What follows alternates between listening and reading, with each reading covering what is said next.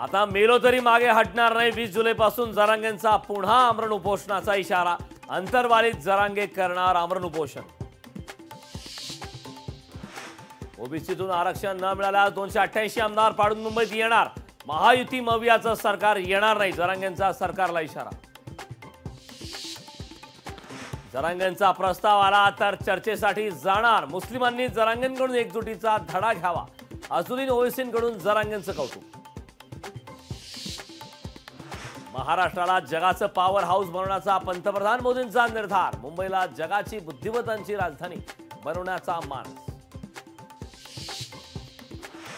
Fake narrative वाले विकासाचे शत्रू। फेक नरेटिव्ह पसरवणाऱ्यांना तोंडघशी पाडलं। पंतप्रधान मोदींची विरोधकांवर टीका। काँग्रेस हायकमांड लवकरच फुटलेल्या आमदारांवर कारवाई करणार। काँग्रेस नेते 7 जणांची कुंडली घेऊन हायकमांडला भेटणार। उद्धव ठाकरेंनी मित्रपक्षांच्या नेत्यांना संपवल्याचा भाजपचा आरोप। शरद पवारांचा पक्षही ठाकरेंच्या रडारवर असल्याचं आशिष शेलारांचं भाकीत। राष्ट्रवादी शरद पवार पक्षाच्या 12 आमदारांपैकी एक मत फुटल्याचा जयंत पाटलांचा दावा। काँग्रेसनेही असहकार केल्याचा शेकापचा आरोप। आव्हाडांनी मात्र जयंत पाटलांचा दावा फेटाळला। इम्रान खान यांच्यासह पत्नीला न्यायालयाचा मोठा दिलासा। बेकायदेशीर विवाहाच्या आरोपातून खान दाम्पत्यांची निर्दोष मुक्तता होणार। राज्य दिवाळखोरीच्या उंबरठ्यावर। टेंडर घ्या, कमिशन द्या या धोरणामुळे राज्याची आर्थिक वाताहत। नाना पटोलेंची महायुती सरकारवर टीका। अयोध्येनंतर बद्रीनाथमध्ये भाजपचा पराभव। बद्रीनाथमध्ये काँग्रेसचे लखपत सिंह बुटोला 5224 मतांनी विजयी। 29,000 कोटींच्या विकास कामांचं मोदींच्या हस्ते भूमिपूजन। रोड आणि रेल्वे प्रकल्पाशिवाय कौशल्य विकास योजनेचा समावेश।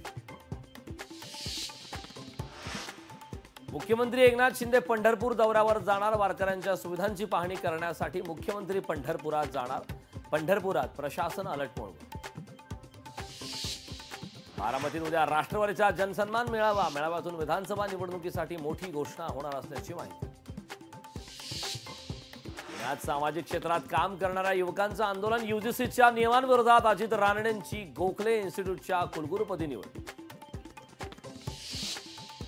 युट्यूबवर ध्रुव मराठीवर मुंबईत गुन्हा दाखल। ओम बिर्ला यांच्या मुलीविषयीची वादग्रस्त पोस्ट भोवली। अकोल्यात दूध दरवाढीसाठी 8 दिवसांपासून धरणे आंदोलन। दुधाला 40 रुपये भाव मिळावा यासाठी बेमुदत धरणे आंदोलन। अहमदनगर जिल्ह्यातील शेतकरी सुखावला। पावसामुळे पिकांच्या मशागतीला मात्र वेग। नाशिक जिल्ह्याच्या पोलीस अधीक्षकांच्या आदेशाला पर्यटकांची केराची टोपली। इगतपुरीच्या भावली धरण परिसरात पर्यटकांची हुल्लडबाजी। उल्हासनगरमध्ये पावसाची जोरदार बॅटिंग। रस्त्यावरून वाहन चालवताना वाहन चालकांची कसरत। लोकशाही मराठी ऐका, पहा, जागरूक रहा।